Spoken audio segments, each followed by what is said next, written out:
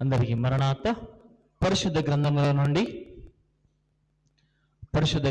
నుండి పత్రికల పాఠ్యభాగములో నుండి పరిశుద్ధుడైన అపోస్తలుడైన పౌలు గారు పేతురుకు వ్రాసిన మొదటి పత్రిక 1వ అధ్యాయము 19వ వచనము ధ్యానించుకుందాము. అమూల్యమైన రక్తము చేత అనగా నిర్దోషమును నిష్కలంకమునగు గొర్రెపిల్ల వంటి క్రీస్తు రక్తము చేత విమోచింపబడిదురని మీరు ఎరుగుదురు కదా. చాలండి. వాక్యము కొరకైనా ప్రార్థన చేసుకుందాము. మహాపరిశుద్ధుడ, మహిమగల దేవా, నీ బంగారు పాదములకు వందనములు, స్తోత్రములు తండ్రి. సమీపింపరాని తేజస్సులు నిత్యము అమరత్వముతో వసించుచున్న ప్రభువా, నీకు స్తోత్రములు తండ్రి.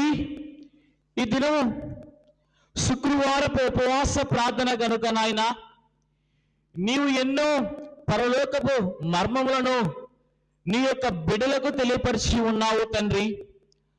అలాగనే ఈ దినము నేను వాక్యమును బోధించుచు ఉండగా నాయన, పరలోకపు మర్మములను నాకు అనుగ్రహించి నీ పరిశుద్ధాత్మ సహాయము చేసి నాయన, నీవు సిలువలో ఎలాగో నీ శరీరమును అర్పించి ఉన్నావు, నీవు సిలువలో ఎలాగో నీ రక్తమును చిందించి ఉన్నావు తండ్రి. అటువంటి బలమైన వర్తమానమును నేను బోధించినకు తండ్రి నాకు కృప చూపించుమని నాయన. అలాగనే ఈ యొక్క వాక్యమును నీ బిడ్డలైనటువంటి వారు హృదయముతో గైకొనులాగున వారికి ప్రేరేపింప చేయమని యేసు నామములో అడిగి వేడుకొని ప్రార్థిస్తూ ఉన్నాము తండ్రి. ఆమేన్. మరణాత మరణాత. నాకింత ప్రోత్సాహ నందముల్ కల్గుట కీకత ఘనమైన హేతువయ్యుండు నాకు గలయున్నత కరణమే నాదుడగును నేను మురియు శ్రీకరంబగు నామమేది సిల్వబడ్డ యేసుక్రీస్తే.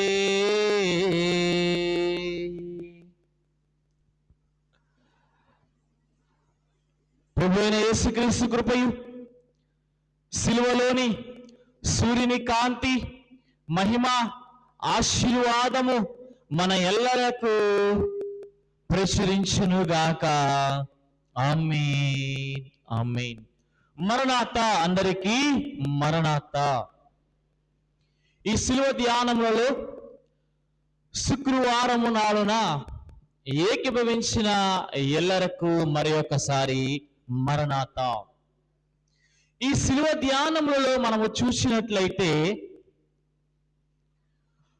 మనకి యేసుక్రీస్తు ప్రభువు గొర్రెపిల్ల వలె సిలువలో వధింపబడి ఉన్నారు. ఈ దినము మన వాక్య ధ్యానాంశము ఏమిటి అనగా గొర్రెపిల్ల. ఏమిటి? గొర్రె పిల్ల. పాత నిబంధన పాఠ్యభాగము నుండి కొత్త నిబంధన పాఠ్యభాగము వరకు మనకి ఏమి కనబడుచు ఉన్నదంటే ఒక గొర్రె పిల్ల మనకి కనబడుచు ఉన్నది. బైబిల్ గ్రంథములో మనకి ప్రారంభం నుండి చివరి వరకు మనకి గొర్రె పిల్ల కనబడుచు ఉన్నది.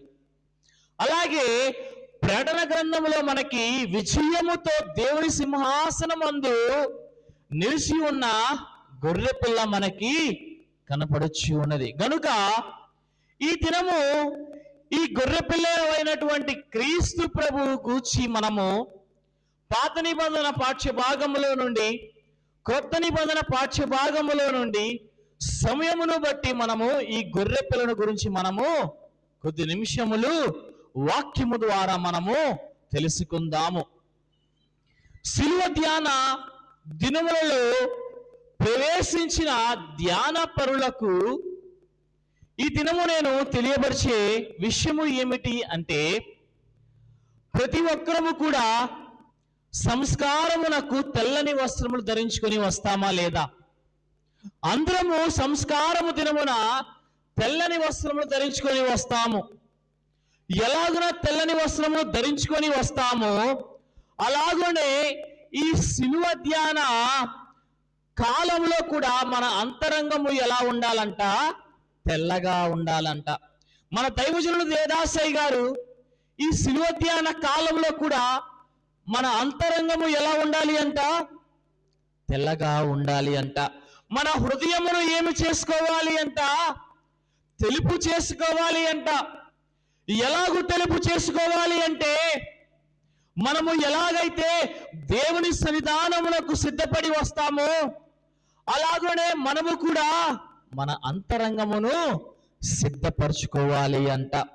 ఎప్పుడైతే మనము అంతరంగమును సిద్ధపరచుకుంటామో ప్రభు యొక్క కృపను బట్టి మన జీవితమునకు ఆయన తోడుగా ఉండును అని తెలియపరిచి ఉన్నారు.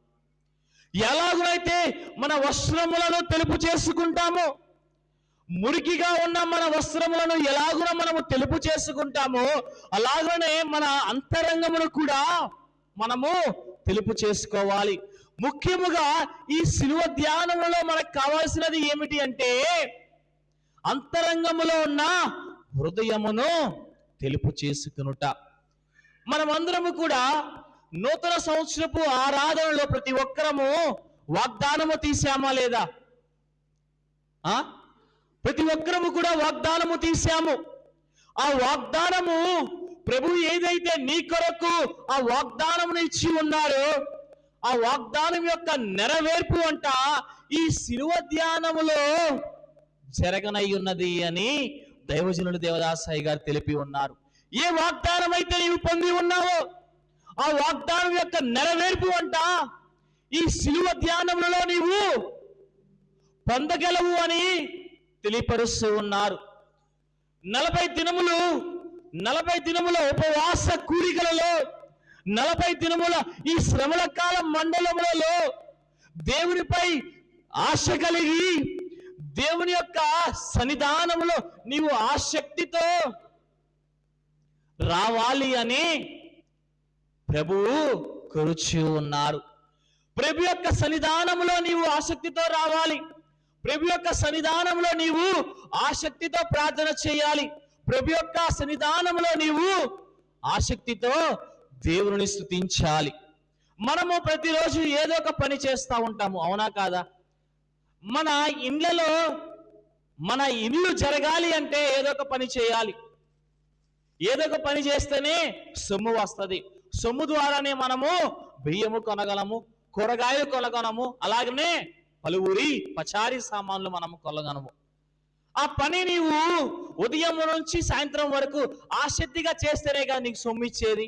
అమ్మా, కూలి పనికి వెళ్ళినప్పుడు నీవు ఈ దినాల్లో ఈ ఎండాకాలపు సమయంలో చాలా మంది పత్తి పనులకు వెళ్తున్నారు, అవునా కాదా? వాళ్ళకి కింటా అని ఇంత అని ఉంటది. నువ్వు కింటా తక్కువగా చేస్తే తక్కువ కూలి ఉంటది, ఎక్కువ పత్తిని నువ్వు తీస్తే ఎక్కువ కూలి ఉంటది. అలాగనే దేవుని సన్నిధానంలోనికి వచ్చిన నీవంట ఆసక్తి లేకపోతే అంట నీవు సంపాదించుకోలేవంట. దేవుని సన్నిధానంలోనికి వచ్చిన నీవంట ఎలాగైతే నీవు డబ్బులు నేను సంపాదించుకోవాలని ఆసక్తితో నువ్వు పత్తి ఎక్కువ కింటాలుగా తీస్తావో అలాగనే దేవుని సన్నిధానంలోనికి వచ్చిన నీవంట ఆసక్తితో ప్రభువును ప్రార్థించాలంట, ఆసక్తితో ప్రభువును స్తుతించాలి అంట. వచ్చాములే, పని చేశాములే, వెళ్ళామే కాదు. వచ్చాములే, ప్రార్థన చేశామే, కూర్చున్నాము కాసేపు, వెళ్ళిపోదాంలే కాదు. ఎలాగూ ఉండాలి? ఆసక్తి గలవారై ఉండాలి. చాలా మంది అనుకుంటారు, మనం అసలు ఉపవాస ప్రార్థనకి వెళ్దామా? ఏం వెళ్తాంలే, పొద్దు నుంచి పని చేసి నీరసంగా ఉంది, ఏం వెళ్తాంలే, ఉపవాస ప్రార్థనలో ఏం కూర్చుంటాంలే, ఏం వెళ్తాంలే, దేవుని సన్నిధానంకి వెళ్దామా వద్దా, కూర్చుందాంలే అనే ఉద్దేశంతో కలిగి ఉంటారు. దేవుని సన్నిధానమునకు నీవు ఎలా రావాలి అంట? పరుగెత్తుకొని రావాలి. అలాగే మనము చూసినట్లయితే ఏ కార్యము కన్నా దేవుని కార్యము గొప్పది అన్నారు. అమ్మా, ఏ కార్యము కన్నా దేవుని కార్యము గొప్పది అన్నారు. మనము చూసినట్లయితే యుద్ధము చేయటానికి ఆయుధములు ఉంటే సరిపోతుందా? యుద్ధము చేయటానికి ఆయుధములు ఉంటే సరిపోతుందా? సరిపోదు. అది ఆ ఆయుధములు ఎలా ఉపయోగించాలో కూడా తెలుసుకోవాలి.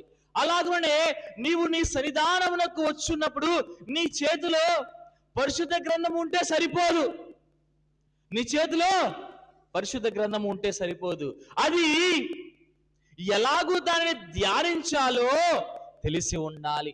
ఎలాగూ నీవు దాన్ని వాక్యము ద్వారా గైకొనాలో నీవు తెలిసి ఉండాలి. తెలుసుకోవాలంటే ఏం చేయాలి? దేవుని యొక్క సన్నిధానమునకు నీవు నడవాలి. అలాగనే ప్రతి దినము కూడా మనము వాక్యమును ధ్యానించుకుంటాము. అలాగనే దేవుని సన్నిధానంలోనికి వచ్చిన ప్రతి ఒక్కరు కూడా వాక్యమును వినుచున్నారు. వాక్యమును గ్రహింపు కలిగి ఉంటే గనక మనోనిదానముతో దేవుని మాటలను నీవు వినినట్లయితే మీ చేతికి ఏమి ఇవ్వబడుతుందంట? వాక్యము అనే ఖడ్గము ఇవ్వబడుతుందంట. అసలు పాస్టర్ గారు, ఎందుకు ఈ వాక్యం అనే ఖడ్గము మాకు ఎందుకు అంటారా? ఈ వాక్యం అనే ఖడ్గము మాకు ఎందుకు? దీనివల్ల ఏమి ఉపయోగము అంటారా? ఎందుకు అసలు ఈ వాక్యం అనే ఖడ్గము అంటే, మనకి అసలు యుద్ధము ఎవరితో? మనకు అసలు యుద్ధము ఎవరితో? మనకు ఎందుకు ఈ ఖడ్గము అంటే, మనము ఎందుకు ఎవరితో యుద్ధము చేయాలి అంటే, మనకు ఎవరితో యుద్ధము అంటే అపవాదితో యుద్ధము, ఈ లోకముతో యుద్ధము, ఈ యొక్క అంధకార శక్తులతో మనకి యుద్ధము. ప్రతిదినము కూడా మనము శ్రమలు అనే సమస్యలని మనం పోరాడుతూనే ఉన్నాము. వాటిని జయించాలి అంటే ఏం కావాలి? మనకి వాక్యం అనే ఖడ్గము కావాలి. సాతానును ఓడించాలి అంటే వాక్యం అనే ఖడ్గము కావాలి. ఈ లోక అంధకారపు శక్తులతో మనం పోరాడాలి అంటే వాక్యం అనే ఖడ్గము కావాలి. ఈ లోకముతోనే మనం పోరాడాలి అంటే వాక్యం అనే ఖడ్గము మనకి కావాలి. ఎలాగున మనము సంపాదించుకుంటాము అంటే, ఎలాగున ఈ వాక్యం అనే ఖడ్గము వస్తుందంటే, దేవుని సన్నిధానములోనికి వచ్చి నీవు వాక్యము వినుట ద్వారా, వాక్యమును గ్రహించుట ద్వారా, వాక్యమును ధ్యానించుట ద్వారా ఈ వాక్యం అనే ఖడ్గము నీవు సంపాదించుకోగలవు అని తెలియపరుస్తూ ఉన్నారు. మన ఎదురుగా ఎల్లప్పుడూ సాతానుడు ఉంటాడు. మన ఎదురుగా సాతాను ఉన్నప్పుడు, మనము సాతానుకు ఎదురుగా ఉన్నప్పుడు సాతానును ఓడించుటకు ఈ శిలువ ధ్యానములే ముఖ్యమై ఉన్నది. సాతానుడు ఎప్పుడు మన ప్రక్కనే ఉంటాడు. సాతానుడు ఎప్పుడు మనతోనే ఉంటాడు. ఆ సాతానుడు ఓడించడానికే, ఆ సాతానును ఓడించుటకు ఈ శిలువ ధ్యానములు. దేవుని యొక్క శక్తి చేత ఆయన మనకు ఆత్మీయ స్వరంగ కవచముల చేత మనము ఏం చేయాలంట? సిద్ధపరచుకునవలను అని తెలియపరుస్తూ ఉన్నారు. అపవాది చేసే పని ఏమిటో తెలుసా అందరికీ? అమ్మా, అపవాది చేసే పనులు ఏంటో తెలుసా? అపవాది చేసే పనులు ఏమిటంటే, మీ జీవితంలో, మీ కుటుంబ జీవితంలో కానీ, మీ ఆత్మీయ జీవితంలో కానీ ఎప్పుడు సాతానుడు ఏం చేస్తాడంటే అడ్డులు వేస్తూ ఉంటాడు. ఏం చేస్తాడు? అడ్డులు వేస్తూ ఉంటాడు. యేసుక్రీస్తు ప్రభువు 40 రోజులు ఉపవాసం ఉన్నప్పుడంట సాతానుడు ప్రభు జోలికి పోలేదంట. ఏమిటి? యేసుక్రీస్తు ప్రభు 40 రోజులు ఉపవాసము చేస్తున్నప్పుడంట అపవాది సాతానుడు జోలుడికి, అపవాది దేవుని జోలికి వెళ్ళలేదంట. కానీ సిద్ధంగానే ఉన్నాడు. ఏమిటి? కానీ సిద్ధంగానే ఉన్నాడు. యేసుక్రీస్తు ప్రభు ఎప్పుడైతే నీరసముగా ఉన్నాడో, యేసుక్రీస్తు ప్రభు ఎప్పుడైతే తన శరీరము బలహీనముగా ఉన్నదో అప్పుడు వచ్చాడంట సాతానుడు. సాతానుడు వచ్చి ఏమన్నాడు? అడ్డులు వేయటం ప్రారంభం చేశాడు. అమ్మా, అడ్డులు వేయటం ప్రారంభం చేశాడు.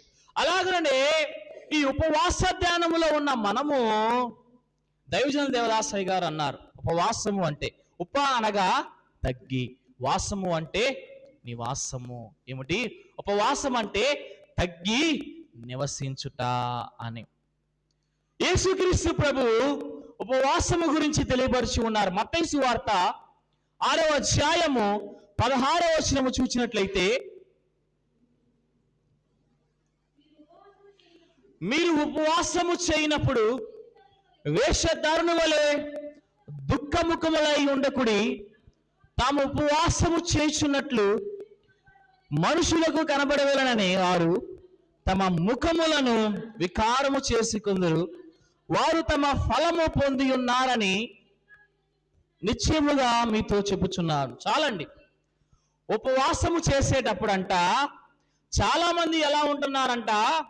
వేషధారుని వలె దుఃఖముఖులై ఉంటున్నారంట. ప్రభు సెలవిస్తూ ఉన్నారు ఏమిటంటే, అయ్యా, నీవు ఉపవాసం చేస్తున్నప్పుడు వేషధారుని వలె నీవు ఉండకుడి, దుఃఖముఖులై ఉండకుడి. చాలా మంది అంట ఉదయం నుంచి సాయంత్రం వరకు ఈ శిలువ ధ్యాన కూటములో ఉపవాసం ఉంటున్నారు, కానీ ప్రార్థించటం లేదంట. చాలా మంది ఉపవాసం ఉంటున్నారు, కానీ ఈ శిలువ ధ్యాన కాలములలో మందిరములో ఏకీభవించటం లేదంట. ప్రభు వాక్యము ద్వారా ఏమి సెలవిస్తూ ఉన్నాడు అంటే, నీవు ఉదయం నుంచి సాయంత్రం వరకు ఉపవాసం ఉంటే ఏమి ఉపయోగము? నా సన్నిధానమునకు రాకపో. ఉదయం నుంచి సాయంత్రం వరకు నువ్వు ఉపవాసం ఉంటున్నావు, నిజమే. నువ్వు ఉపవాసం ఉన్నా ఏం ప్రయోజనం? సన్నిధికి రాకపోతే. నువ్వు ఉపవాసం ఉన్నా ఏం ప్రయోజనం? నీవు సన్నిధానమునకు వచ్చి కూర్చోకపోతే ఏమీ ఉపయోగం? దేవుడు ఉపవాసమును కాదు చూచేది, ఉపవాసముతో ఉన్న నీవు దేవుని సన్నిధానమునకు వచ్చుచున్నావా? ఉపవాసముతో ఉన్న నీవు, నీ అంతరంగము ఎలా ఉన్నది? ఏంది? శరీరం అయితే ఉపవాసముతో ఉన్నది, కానీ నీ అంతరంగము ఎలా ఉన్నది? అది దేవుడు కోరుచున్నాడు. ఈ ఉపవాస ధ్యానములలో ఈ శుక్రవారం దినమున కూడా చాలా మంది ఉపవాసం ఉంటారు. నీవు సన్నిధానమునకు వచ్చి నిజముగా మనస్ఫూర్తిగా నీవు దేవుని అంగీకరించినట్లయితే, నీవు దేవుని వాక్యమును గైకొన్నట్లయితే ఆ ఉపవాసము ఫలితం అవుతుంది.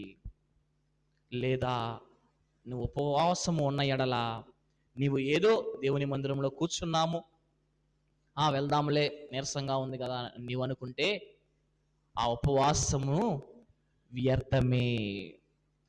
చాలా జాగ్రత్తగా ఆలకించండి. వాక్యంలోనికి వద్దాము. సాతానుడు అంటే ఎప్పుడు అడ్డులు వేయటానికే ఉంటాడు.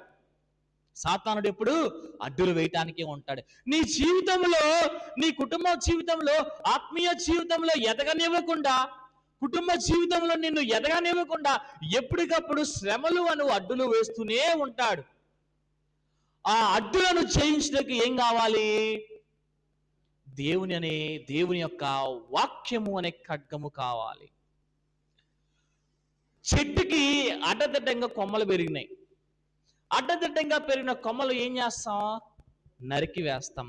అలాగనే అన్ని విషయంలో, మనకి సంబంధించిన అన్ని విషయంలో అపవాది ఏం చేస్తున్నాడంటే అడ్డులు వేస్తూనే ఉన్నాడు. ఆ అడ్డులు పోవాలంటే ఏం చేయాలి? వాక్యం అనే ఖడ్గముతో దాన్ని నరికి వేయాలి. అందుకే వాక్యం అనే ఖడ్గము మనకి అవసరము. అలాగే మనము చూసినట్లయితే ఈ శిలువ ధ్యాన కాలంలో మనము ఎలా ఉండాలి అంటే సిద్ధపడేవారిగా ఉండాలి. ఈ శిలువ ధ్యాన కాలంలో మనం ఎలా ఉండాలి అంటే సిద్ధపరిచేవారిగా ఉండాలి. నీవు సిద్ధపడని ఎలా నీ కుటుంబము ఎలా సిద్ధపడగలదు? చాలా జాగ్రత్తగా వాక్యమును ఆలకించండి అమ్మా. తల్లిదండ్రుల యొక్క ప్రవర్తనను బట్టి పిల్లలు పెరుగుతారు. తండ్రి ఎలాగూ పెరుగుతాడు, తండ్రిని చూచి ఎదుగుతున్న పిల్లలు కూడా అలాగే పెరుగుతారు. నువ్వు ప్రతిరోజు బైబిల్ గ్రంథమును పట్టుకొని చదివితే నిన్ను చూచి నీ పిల్లలు కూడా బైబిల్ గ్రంథమును పట్టుకుంటారు. ప్రతి ఆదివారమున నీవు దేవుని సన్నిధానమునకు పరుగులెత్తుకొని వస్తే నిన్ను చూచి రేపు నీ బిడ్డలు కూడా పరిగెత్తుకొని వస్తారు. నీవు పరిగెత్తుకొని రాని ఎడలా నీ బిడ్డ కూడా ఎలాగో వస్తాడు. నీవు ఎలా ఉండాలి అంటే సిద్ధపడేవాడిగా ఉండాలి. నీవు ఎలా ఉండాలి అంటే సిద్ధపరిచేవాడిగా ఉండాలి. నిన్ను చూసిబట్టే కదా నీ కుటుంబం పెరుగును. నిన్ను చూచిన వల్లేనే కదా నీ పిల్లలు పెరుగును. నీకు భయభక్తులు లేని ఎడలా నీ పిల్లలకు ఎలాగున దేవుని పట్ల భయభక్తులు కలుగును. గనుక ప్రియమైన దేవుని బిడ్డలారా, ఈ శిలువ ధ్యానములలో నీవు ఏం చేయాలి అంటే నిన్ను నీవు సిద్ధపరచుకునేలాగున ఉండాలి. అలాగనే సిద్ధపరిచే వారిగా ఉండాలి. గొర్రెపిల్ల అయిన ప్రభువే మన వద్ద నిలిచి ఉన్నాడు.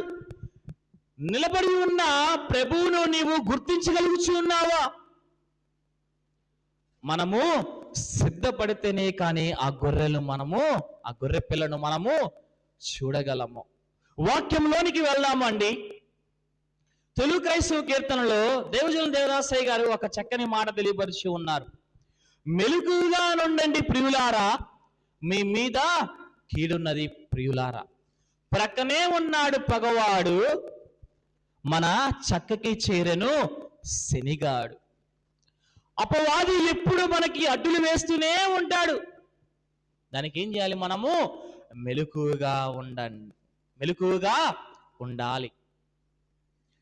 ఒక పట్టణంలో దొంగలు పడుతున్నారని చెప్పేసి ప్రతి ఒక్కరు కూడా ఏం చేస్తారు? మెలకువగా ఉండి మన ఇంట్లో జొరబడితే వాడిని బంధించుదామని చెప్పేసి కాపలాగా ఉంటారు మెలకువగా. అలాగే ఎప్పటికప్పుడు అపవాది కూడా సిద్ధంగా ఉన్నాడు నీ జీవితంలో అడ్డులు వేయడానికి, ఆత్మీయ జీవితంలో నిన్ను ఎదగనీయకుండా చేయడానికి ఏదో ఒక బలహీనత కానీ ఏదో ఒక కారణం కానీ నీకు ఏర్పరుస్తూ ఉంటాడు. అప్పుడు నువ్వేం చేయాలి? మెలకువగా ఉండాలి. దైవజనుల దేవదాసయ్య గారు అన్నారు, పక్కనే ఉన్నాడు పగవాడు, మన చెక్కకు చేరను శనిగాడు అని. గనుక ప్రియమైన దేవుని బిడ్డలారా, మెలకువగా ఉండండి, సోమరితనముగా ఉండవద్దు అని తెలియపరుస్తూ ఉన్నారు. సరే, అయితే మత్తయి సువార్త 16వ అధ్యాయము 13వ వచనం మనము చూసినట్లయితే, యేసు ఫిలిప్పు అయిన కైసరియా ప్రాంతమునకు వచ్చి మనిషి కుమారుడెవడని జనులు చెప్పుకొనుచున్నారని తన శిష్యులను అడగగా, వారు కొందరు బాప్తిసమిచ్చు యోహాననియు, కొందరు ఏలియా అనియు, కొందరు ఇర్మియా అనియు, లేక ప్రవక్తలలో ఒకడనియు చెప్పుకొనుచున్నారని అందుకాయన, మీరైతే నేను ఎవడని చెప్పుకొనుచున్నారని వారిని అడిగాను. చాలమ్మా, యేసుక్రీస్తు ప్రభు తన గురించి శిష్యులు ఏమనుకుంటున్నారు అని చెప్పేసి, నా గురించి మీరు ఏమని అనుకుంటున్నారు అని శిష్యులను అడగా, అప్పుడు శిష్యుల్లో నుండి సీమోను పేతురు ఏమన్నాడు అంటే, నీవు సజీవుడగు దేవుని కుమారుడు అని, నీవు సజీవుడు అయిన దేవుని కుమారుడు అయిన క్రీస్తు అని చెప్పెను. అప్పుడు వెంటనే దేవుడు ఏమన్నాడు అంటే, నీవు ధన్యుడవు, పరలోకమందున్న నా తండ్రి ఈ సంగతి నీకు బయలుపరచనే కాని నరులకు పరచలేదు అని తెలియపరుస్తూ ఉన్నారు. ఇది నీ మాట్లాడిన మాటల్లో కాదు, పరలోకమందున్న దేవుడు నీకు బయలుపరిచి ఉన్నారు అని చెప్పి ఉన్నారు. ఈ దినము మన వాక్య ధ్యానాంశము ఏమిటమ్మా? గొర్రె పిల్ల. పాత నిబంధన కాలంలో మనము చూసినట్లయితే ఆదాము అవ్వలకు వస్త్రములుగా మారిన ఒక గొర్రె పిల్ల మనకి కనబడుచు ఉన్నది. ఆది కాండము 3వ అధ్యాయము 7వ వచనం మనము చూసినట్లయితే, అప్పుడు వారిద్దరి కన్నులు తెరవబడెను. వారు తాము దిగంబరులమని తెలుసుకొని అంజూరపు ఆకులు కుట్టి తమకు కచ్చడములను చేసుకొనిరి. చాలమ్మా. ఆదాము అవలు ఎప్పుడైతే పాపములు చేసి ఉన్నారో, ఎప్పుడైతే తెలివితేటల నుంచి పండు తిని ఉన్నారో, అప్పుడు వారు దిగంబరులుగా ఉన్నారని తెలుసుకొని ఉన్నారు. దిగంబరులుగా ఉన్నారని తెలుసుకొని నా ఆదాము అవలు ఏం చేశారంట? అంజూరపు ఆకులను కుట్టి తమకు కచ్చడములను చేసుకొని ఉన్నారు అంట. ఆదికాండం 3వ అధ్యాయము 21వ వచనము చూడండి. దేవుడైన యెహోవా ఆదామునకును అతని భార్యకును చర్మపు చొక్కాయలను చేయించి వారికి తొడిగించును. చాలమ్మ. అంజూరపు ఆకులతో కచ్చడమును కట్టుకొని ఉన్న వీరిని చూసంట దేవుడు ఏమిచ్చాడంట? చర్మపు చొక్కాయలను చేయించి వారికి తొడిగించి ఉన్నారు అంట. ఈ చర్మపు చొక్కాయలు ఎక్కడి నుంచి వచ్చింది? ఎక్కడి నుంచి వచ్చింది? మనం వాక్యమును చూసినట్లయితే అక్కడ గొర్రె పిల్ల అని రాయబడలేదు, కానీ పరిశుద్ధ గ్రంథమును మనము చూసినట్లయితే ఏదేని తోటలో ఉన్న ప్రతిదీ కూడా దేవుడు యొక్క నోటి మాటతో కలిగి ఉన్నది. జంతువులు కలుగునుగాక అంటే అవి కలిగి ఉన్నవి. ఏదేను తోట మహిమ స్థానంలో ఉన్నది కనుక మహిమ స్థానంలో ఉన్న ఏదేను తోటలో ఉన్న ప్రతి జంతువు కూడా మహిమ స్థానములోనే ఉన్నది. మనము చూసినట్లయితే ఆదాము అవలు ఎప్పుడైతే పాపములు చేసి ఉన్నారో అప్పుడు ఏం జరిగింది? వధించడం జరిగింది. పాపమునకు ప్రాయశ్చిత్తము జరిగి ఉన్నది. ఆ ప్రాయశ్చిత్తము వధించి ప్రభు ఏం చేశాడు అంటే వారికి చర్మ సొక్కాలను ఇచ్చి ఉన్నాడు. అసలు అవి ఎక్కడి నుంచి వచ్చాయి? ఆదాము అవలకు ఎలాగూ చేయించారు? బలి సిరిగితేనే గాని, ఒక దానిని వధించితేనే గాని కదా చర్మపు చొక్కాలు వస్తాయి. ఆనాటి కాలంలో చర్మపు చొక్కాలు దేని ధరించేవాళ్ళు? జంతువుల యొక్క శరీరాన్నేగా. అవునా కాదా? జంతువు యొక్క ఆ చర్మమునే కదా. ఆ చర్మమును దేవుడు ఎవరికి ఇచ్చాడంట? ఆదాము అవలకు ఇచ్చాడు. ఆనాటి కాలంలో దేవుడు ఏం చేసి ఉన్నాడు అంటే అక్కడ రాయబడలేదు, కానీ ఏదేను తోటలో మహిమ స్థానంలో ఉన్న గొర్రె పిల్ల వధించడం జరిగి ఉన్నది. ఏమిటి? వధించడం జరిగి ఉన్నది. ఆ వధించబడిన తర్వాత రక్తము వారిపై ప్రోక్షించబడి ఒలికించబడి అప్పుడు వారికి ఏమిచ్చారు? చర్మపు చొక్కాయులను వారికి ఇచ్చి ఉన్నారు. ఆ జంతువును అసలు ఎందుకు వధించారు అంటే ఇది దేవుని యొక్క పని, ఇది దేవుని యొక్క కార్యము, ఇది దేవుని యొక్క న్యాయమై ఉన్నది.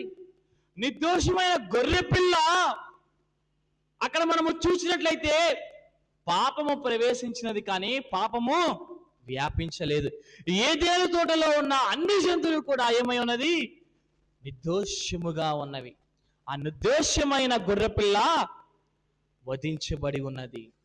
ఇది దేవుని యొక్క క్రీస్తు రక్తము ఒలికించబడడం ద్వారా ఈ యొక్క వస్త్రములు వారికి లభించి ఉన్నవి. ఏమిటి ఈ చర్మపు వస్త్రములు అంటే? ఇది దేవుడు ఇచ్చిన రక్షణ వస్త్రములు.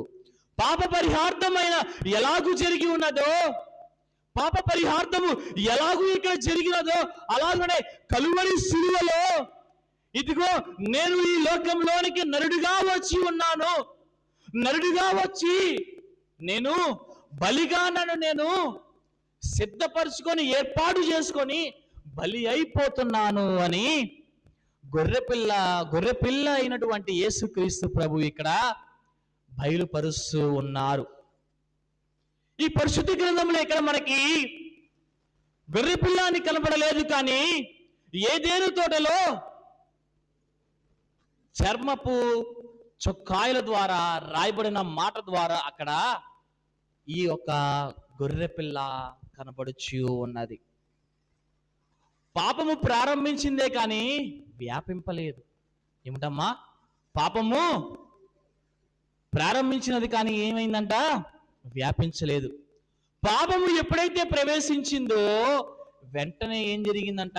గొర్రె పిల్లను పిలవటం జరిగింది. ఏమిటి? గొర్రె పిల్లను పిలవటం జరిగింది. ఈ గొర్రె పిల్ల భూలోకపు గొర్రె పిల్ల లేదా పరలోకపు గొర్రె పిల్ల అంటారా? ఈ గొర్రె పిల్ల పరలోకపు గొర్రె పిల్లే. పరలోకపు గొర్రె పిల్ల భూలోకపు గొర్రె పిల్ల అయి ఉన్నది. ఏదేను తోటలో ఉన్న ప్రతిదీ కూడా మహిమ స్థానము కలిగి నిర్దోషము లేకుండా ప్రతిదీ కూడా కలిగినదే గనుక పరలోకపు స్థానము కలిగినదే ఈ గొర్రె పిల్ల. బలిపీఠము ఆయనే, బలి అయినది ఆయనే, బలి అర్పించినది ఆయనే, బలిని సిద్ధము చేసింది ఆయనే, బలిని సిద్ధము చేసి ఖడ్గము రూపంలో వధించింది కూడా ఎవరు? ఆయనే. గొర్రె పిల్లను కూడా సిద్ధం చేసింది ఎవరు? ఆయనే. వధువును సిద్ధము చేసింది ఎవరు? ఆయనే. వధువును ఏర్పాటు చేసింది ఎవరు? ఆయనే. బలిని ఏర్పాటు చేసింది ఎవరు? ఆయనే. పేతురు రాసిన మొదటి పత్రిక 1వ అధ్యాయము 19వ వచనము, అమూల్యమైన రక్తము చేత అనగా నిర్దోషమును నిష్కలంకమును గొర్రెపిల్ల వంటి క్రీస్తు రక్తము చేత విమోచించబడి ఉన్నాము. అలాగే మనము చూసినట్లయితే ఆదాము అవ్వలంట అమూల్యమైన రక్తము చేత అనగా నిర్దోషమును నిష్కలంకమును గొర్రెపిల్లైనటువంటి రక్తము ద్వారా అంట వారు కడగబడి ఉన్నారు అంట. అలాగే మనము చూసినట్లయితే రెండవదిగా ఇస్సాకునకు బదులుగా బలి అవుటకు వచ్చిందంట ఈ గొర్రె పిల్ల. ఏమిటి? ఇస్సాకునకు బదులుగా బలి అవుటకు వచ్చినది ఈ గొర్రె పిల్ల. ఆదికాండము 22వ అధ్యాయము 1వ వచనము చూసినట్లయితే,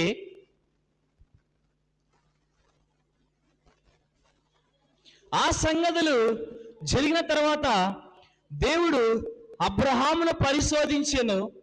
ఎట్లనగా ఆయన అబ్రహామా అని పిలవగా అతడు చిత్తము ప్రభువా అనెను. అప్పుడు ఆయన, నీకు ఒకడై ఉన్న నీ కుమారుని అనగా నీవు ప్రేమించు ఇస్సాకును తీసుకొని మొరియా దేశమునకు వెళ్ళి అక్కడ నేను నీతో చెప్పబోవు పర్వతములలో ఒకదాని మీద దహన బలిగా అతను నర్పించమని చెప్పాను. చాలమ్మ. ఇక్కడ కూడా మనకి ఏం కనబడుతుందంటే ఒక గొర్రెపిల్ల మనకి కనబడుతుంది. అబ్రహాము అంట తన కుమారుడైన ఇస్సాకును ఎంతో ప్రేమించుచూ ఉన్నాడు అంట. ప్రేమించుచూ ఉండగా అంట దేవుడు అంట అబ్రహామును పరిశోధించాడు అంట. ఏమని పరిశోధించాడు అంటే, అబ్రహామా, నీవు ప్రేమించున్న నీ కుమారుణ్ణి నాకు మొరియా దేశమునకు తీసుకువెళ్ళి అక్కడ నేను చెప్పబోయే పర్వతం మీద ఒక దాని మీద దహన బలిగా అతనిని అర్పించమని అబ్రహాముతో చెప్పి ఉన్నాడంట. ఇది అబ్రహామునకు అంతరంగమునకు కలిగిన పరీక్ష. అబ్రహాముకి పిల్లలు లేరు. ఎంతో కాలము తరువాత దేవుడు కుమారుని ఇచ్చి ఉన్నాడు. ఎంతో అమితంగా ప్రేమిస్తున్న ఆ కుమారుణ్ణి నాపై విశ్వాసము ఎలా ఉందో చూచుకొనుటకు దేవుడు ఏం చేశాడు? ఇది శరీరానికి కాదు పరీక్ష పెట్టింది. దేనికి? అంతరంగమునకు పరీక్ష పెట్టాడు. నువ్వు అడిగావు, నేను ఇచ్చాను. మరి నువ్వు నా మాటకు లోబడ్డావా లేదా అని చెప్పేసి అంతరంగమునకు పరీక్ష పెట్టి ఉన్నాడు. అప్పుడు అబ్రహాం ఏం చేశాడు? చాలమ్మా. మనము చూసినట్లయితే వెంటనే అప్పుడు అబ్రహాము ఏం చేశాడు అంటే తన కుమారుని కూడా బలి ఇవ్వడానికి కూడా సిద్ధపడి ఉన్నాడు. దేవుడు అడగగా తన కుమారుని కూడా బలి ఇవ్వటకు సిద్ధమై ఉన్నాడు ఈ అబ్రహాము.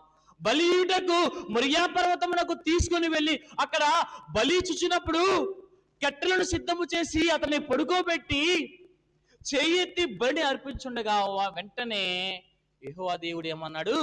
ఆగుము అన్నాడు. ఆదికాండం 22వ అధ్యాయం 12వ వచనం చూడండి. అప్పుడు ఆయన ఆ చిన్నవాని మీద చెయ్యి వేయకుము, అతను నేనేమి చేయకుము, నీకు ఒక్కడై ఉన్న నీ కుమారుని నాకు వెనుతీయలేదు గనుక నీవు దేవునికి భయపడు వాడవని ఇందువలన నాకు కనబడుచున్నదనను. అప్పుడు అబ్రహాము కన్నులెత్తి చూడగా పొదల్లో కొమ్మలు తగులుకొని ఉన్న ఒక పొట్టేళ్ళు వెనుక తట్టున కనబడెను. అబ్రహాము వెళ్ళి ఆ పొట్టేళ్లను పట్టుకొని ఆ కుమారునికి మారుగా పెట్టి దహన బలిగా అర్పించును. చాలమ్మా, మొరియా పర్వతమునకు వెళ్ళమని చెప్పింది దేవుడే, నీ కుమారుని నాకు బలి అర్పించమని చెప్పింది కూడా దేవుడే. నీ కుమారుని బలి ఇచ్చుచున్నప్పుడు ఆగుము అని చెప్పింది కూడా దేవుడే. అక్కడ గొర్రె పిల్లను సిద్ధం చేసింది కూడా ఎవరో? దేవుడే. అబ్రహాము నువ్వు ఆగు అనగానే ఆగాడు. నేను నీ విశ్వాసమును చూశాను, దేవుని పట్ల నీ భయభక్తులను నేను చూశాను గనుక ఒక గొర్రె పిల్లను వధించమని అనగానే అబ్రహాం వెళ్ళి వెతికాడా? తనతో పాటు గొర్రె పిల్లను తీసుకెళ్ళాడా? మేక పిల్లను తీసుకెళ్ళాడా? పొట్టేళ్ళని తీసుకెళ్ళాడా? అయ్యో దేవుడు చెప్పాడా అని చెప్పేసి వెతికాడా? వెతకలేదు. ఆ గొర్రె పిల్లను సిద్ధం చేసింది ఎవరు? దేవుడే. ఏ దేని తోటలో పాపము చేసి తరిమేయబడ్డ ఆదాము అవ్వలకు చర్మపు చొక్కాలను సిద్ధము చేసింది దేవుడే. అక్కడ గొర్రె పిల్లను వధించి ఆ గొర్రె పిల్ల యొక్క చర్మపు చొక్కాలను చేయించి వారికి ఇచ్చింది దేవుడే. అలాగనే ఇక్కడ కూడా ఇస్సాకునకు బదులుగా దేవుడే ఆ గొర్రె పిల్లను బలిగా ఏర్పరిచి ఉన్నాడు. ఇది కూడా చేసింది ఎవరు? దేవుడే. అబ్రహాము వెతికాడా? దేవుడే సిద్ధపరిచి ఉన్నాడు ఆ గొర్రె పిల్లను. ఇస్సాకు మరణాన్ని తన మీద వేసుకున్నది ఈ గొర్రె పిల్ల. ఏమిటి? ఈ గొర్రె పిల్ల అనేది నీ యొక్క మరణము కూడా తన మీద వేసుకున్నది ఎవరు అంటే ఈ గొర్రె పిల్లే.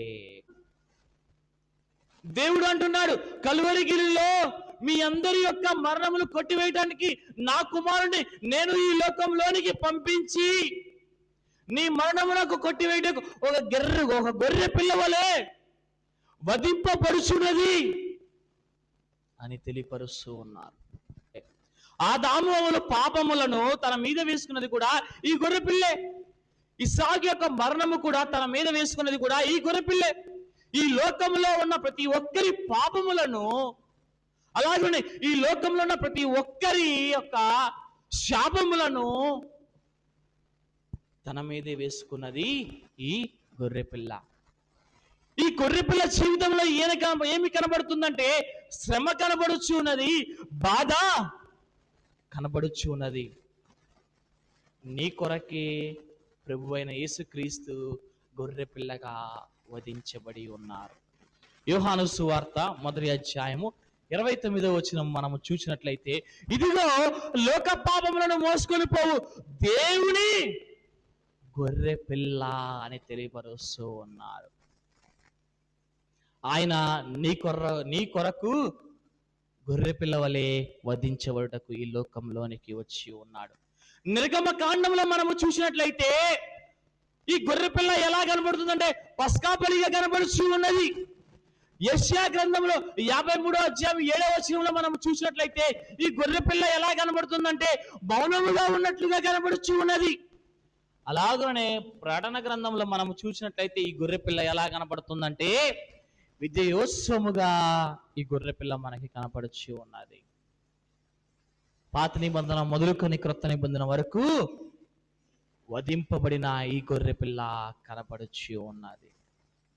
కనుక ప్రియమైన దేవుని బిడ్డలారా, ఈ సన్నిధానంలోనికి వచ్చిన ప్రతి ఒక్కరూ గమనించవలసినది ఏమిటి అంటే, వాక్యము ద్వారా నీవు ఏమి తెలుసుకోబోతున్నావు అంటే, నీ కొరకు ఈ లోకంలోనికి ప్రభు అయిన యేసుక్రీస్తు ప్రభు గొర్రె పిల్ల వలె వచ్చి నీ కోసము వధింపబడి ఉన్నాడు. ఆదాము కాలము నుండి నేటి కాలము వరకు జన్మించిన వారి కొరకు, జన్మించబో వారి కొరకు అన్ని పాపములు తన మీద వేసుకొని ఆయన మన కొరకు గొర్రె పిల్ల వలె శిలువలో వధింపబడి ఉన్నారు గనుక మనము దేవుని యొక్క శ్రమలను మనం భరించగలమా? భరించలేము. దేవుడు పొందిన బాధలను మనం భరించగలమా? భరించలేము. ఆయన అన్ని భారములు మోసి ఉన్నారు గనుక దేవుని యొక్క కృపను బట్టే మనము ఈ దినము ఇలాగున మనం అందరము దేవుని సన్నిధానంలో కూడుకొని ఉన్నాము గనక, దేవుడు మన కొరకు శిలువలో వధింపబడి ఉన్నారు గనక ఆ శిలువనాథుడైన ప్రభు మన ఎల్లరకు దీవించులాగున అటు ధన్యత మనందరికీ కలుగును గాక. ఆమేన్. మరణాత మరణాత.